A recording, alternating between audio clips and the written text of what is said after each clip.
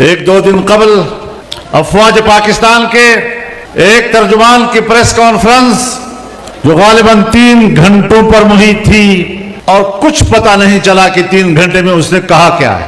اتنی فصاحت و بلاغت کے ساتھ بات کر رہا تھا.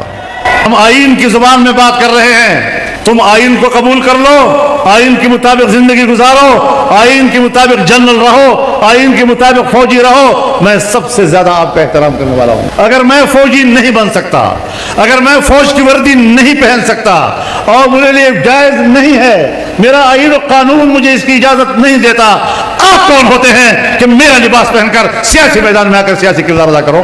نعرہ تکبیر. پھر کہتا ہے کہ الیکشن کے حوالے سے فوج کا کوئی رول نہیں. میں بھی آپ کو بتانا چاہتا ہوں کہ آئین میں, قانون میں, رولز میں کوئی رولز نہیں ہے کہ فوج سیاست میں بات کرے.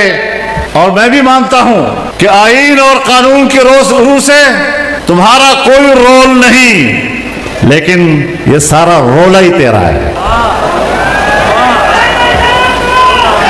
یہ رولا تیرا ہے.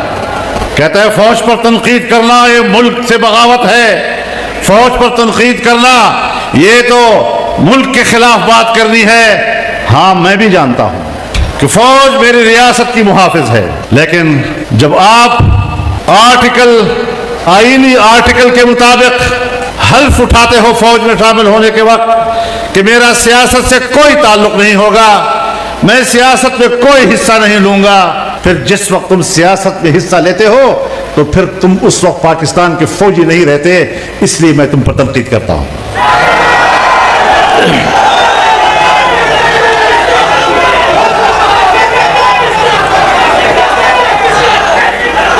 میں ملک میں کوئی اندھی سیاست نہیں کر رہا.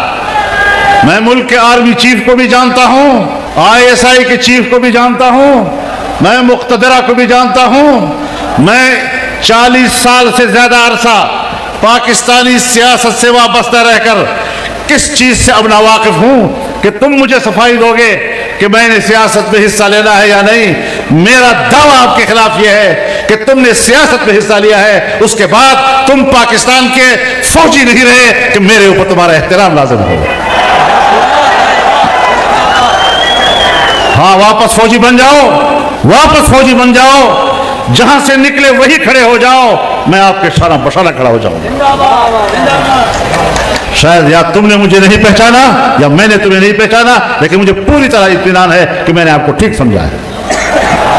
مجھے آپ کے بارے میں اپنی رائے دینے میں کوئی کسی قسم کا تردد نہیں ہے. میرے محترم دوستو, پاکستان کے قیام میں تمہارا کوئی رول نہیں. پاکستان کو پاکستان کے ہندوستان کے مسلمانوں نے بنایا, عوام نے بنایا, قربانیاں دی, اور ان قربانیوں کے نتیجے میں پاکستان بنا ہے. اور پاکستان کا جھنڈا تم نے نہیں لہرایا, پاکستان کا جھنڈا ہم نے لہرایا ہے. پاکستان جب بنا ہے تو تمہارا کردار پاکستان کو توڑنے میں ہے, پاکستان کو بنانے میں نہیں ہے. سن 1971 میں 90,000 سے زیادہ فوجی ایک ہندو کے سامنے سرنگوں ہوئے. تمہارے کردار نے ہماری ناک کاٹی. تمہارے کردار نے قوم کے سروں پر ذلت اور رسوائی کا ٹوکرا رکھا تھا. ہم بھی آپ کو جانتے ہیں اور آپ بھی ہمیں جانتے ہیں. اور تم اگر وردی پہن کر مجھ پر کوئی روب ڈالنے کی کوشش کرتے ہو تو میں آپ کو بتانا چاہتا ہوں کہ تم سارے مل کر بھی میرے جسم پر روح تک نہیں لے لی.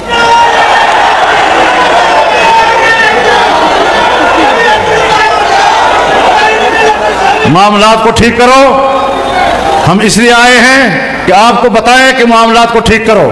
سیاست سے دستبردار ہو جاؤ, اپنے پوزیشن پر واپس چلے جاؤ. اور میں یہ بھی آج آپ کی تائید سے کہنا چاہتا ہوں کہ آپ کو قبائلی علاقوں سے نکلنا ہوگا. آپریشنوں کے نام پر ہمیں اپنی خیر خواہیاں مت دکھاؤ. تم نے 2010 سے آپریشن شروع کیے, آج 2024 ہے, 14-15 سال ہو گئے. ہمیں امن دینے کے نام پر قبائل کو تباہ و برباد کر دیا, कबायलों की इज्जतों को तबाह बर्बाद कर दिया, कबायल के शमले तुमने गिरा दिए, कबायल की पगड़ियां तुमने उछाल दी। ये तो जमीयत उलमा इस्लाम थी जिसने कबायल का जरगा बनाकर, कबायल का नुमाइंदा बनकर अपना मौक़िफ़ दिया था। और हमारा गुनाह यही था कि आपने जब पीपल्स पार्टी की हुकूमत थी 2008 के बाद, आपने कबायली इलाकों में ऑपरेशन का फैसला किया और मैंने कहा कि यह हिकमत अमली ठीक नहीं है। मेरा यही गुनाह था। और अगर मेरी राय गलत थी तो फिर आज तक दहशतगर्दी खत्म क्यों नहीं हुई? फिर आज तक दहशतगर्द क्यों मौजूद हैं? तुमने अफगानिस्तान की सरहद पे बाढ़ लगाया। खुद बाजवा साहब ने मुझे कहा कि अब हमने बाढ़ लगा दिया है, कोई शख्स उधर जा सकेगा न इधर आ सकेगा। तो 40,000 लोग उधर गए, 20 साल वहां लड़े और फिर तुम्हारे बाढ़ को उड़ा के वापस आ गए। आज फिर मेरी जिंदगी क्यों खतरे में है? अगर आप मेरे वाकई मुहाफिज हैं तो, अगर आप मेरे मुहाफिज हैं तो आज फिर क्यों मैं उस मुश्किल से गुजर रहा हूं? आज मेरे रास्ते फिर गैर महफूज क्यों हैं? आज मेरे गलियां क्यों गैर महफूज हैं? आज मेरे मुल्क के शहरी क्यों गैर महफूज हैं? तो इसका माना यह है कि हमने आपके ऑपरेशन के हवाले से जो उस वक्त तहफ़्फ़ुज़ात दिए थे वो ठीक थे, और आपने जो हमें अमन अमान का इत्मीनान दिलाया था, तुम अपने दावों में गलत साबित हुए हो। मेरे मोहतरम दोस्तों, जब मियां नवाज शरीफ साहब की हुकूमत थी तो आपने फाटा इंज़माम का फैसला किया। मैंने हर फोरम पर दलाइल दिए, मैंने पार्लियामेंट में दलाइल दिए, मैंने तुम्हारे साथ मखसूस मीटिंगों में दलाइल दिए कि तुम इंज़माम का फैसला करना गलत कर रहे हो, ये इस वक्त सही नहीं है, आपको मुश्किलात पेश होंगी, अफगानिस्तान के साथ मामलात बनेंगे। लेकिन हमारी बात नहीं मानी गई और हमारा गुनाह यही था कि हमने एक ऐसी बात आपसे कही जिसको आपने हमारे साथ मीटिंगों में तस्लीम किया, और फिर जब आप मान गए मेरे साथ 4 पॉइंट्स पर इत्तेफाक कर लिया तुम लोगों ने, तो फिर क्यों मेरे पास पाकिस्तान के अंदर ड्यूटी देने वाला एक अमरीकी अफसर मेरे घर खुद क्यों आया? फिर वो मुझे क्यों पूछता है कि आप क्यों मुखालफत कर रहे हैं? फिर वो मुझे क्यों कहता है कि आपको इंतजाम करना पड़ेगा? अब मैं ये फैसला आपका मानूं या तुम्हारे अकाउंट का मानूं? मेरा गुनाह ये था कि मैंने फैसले से इख्तिलाफ राय किया था और मैंने आपसे कहा था कि जो कुछ तुम कर रहे हो गलत कर रहे हो। आज जाओ, आप खैबर पख्तूनख्वा के लोग बेहतर तौर पर फाटा के हालात का जायजा ले सकते हैं। आप बताएं कि फाटा की सूरत हाल अब क्या है? न वो फाटा है तो मुझे बात करने दो यार, मुझे बात करने दो। मैं बात करना चाहता हूं कि आज मैं आपसे पूछना चाहता हूं कि फाटा के अवाम कहां खड़े हैं?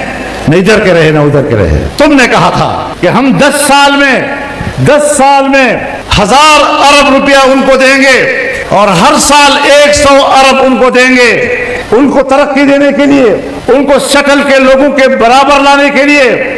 आज 8 साल गुजर गए हैं उसके, और आज तक तुम 100 अरब भी पूरे नहीं कर सके हो उनको, चजाए कि आप 900 अरब मजीद उनको देंगे। क्यों धोखा किया आपने? क्यों बाहर का इशारा कबूल किया अपने मुल्क के अंदर? क्यों अपनी खुद मुख्तारी को बेचा? तो मेरी राय पाकिस्तान की खुद मुख्तारी के लिए थी, कबाइल के अवाम के लिए थी। और मैंने आपसे यह भी कहा था कि कबाइल से पूछ लो, अगर वो चाहते हैं इंतजाम करना तो रेफरेंडम करा दो, अगर कबाइल की ख्वाहिश है मुझे कोई एतराज नहीं होगा।